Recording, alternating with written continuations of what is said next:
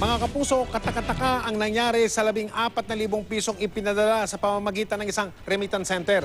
Ang pera po ay galing sa Quezon City, ipapadala sa Bulacan. Pero may ibang tao ang kumubra. Sa Cebu, si Rita Reyes, Nakaleto 24, eksklusibo. Kailangan daw ni Gilbert ng pera kaya umutang siya ng 14,000 pesos sa kaibigang si Jonathan na nasa Quezon City. Nang ipadala ng kaibigan ng pera sa pamamagitan ng LBC Express padala noong August 19, inabangan ito ni Gilbert sa branch nito sa San Rafael, Bulacan. Pero laking gulat niya nang malamang ang perang nakalaan dapat sa kanya, natubos na pala ng iba sa Cebu. Ang pinresent niya pong ID is De Guzman Gilbert Palete po yata, P yung middle initials.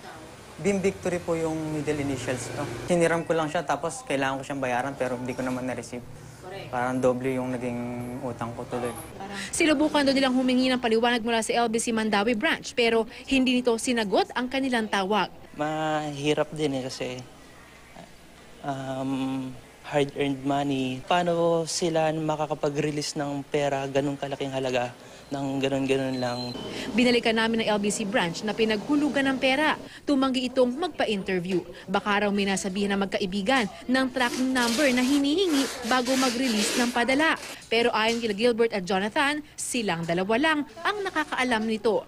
Aminado ang LBC, hindi ito ang unang pagkakataon na may makarating na kaparehong reklamo sa kanilang tanggapan. Kung yun po talaga ay kasalanan ng LBC, dapat po accountable ng LBC. Kailangan po ma-resolve at investigahan muna yung case. Kasi may tracking naman po yan sa LBC. Bahagi rin daw ng kanilang security procedure na manghingi muna ng kaukulang IDs at resibo bago mag-release ng padala. Pero hirit ni Gilbert, Sana ibalik nila yung pera. Yun lang naman yung siyempre hindi naman natin pinupulit yung pera. Rita Reyes, Nakatutok, 24 Oras.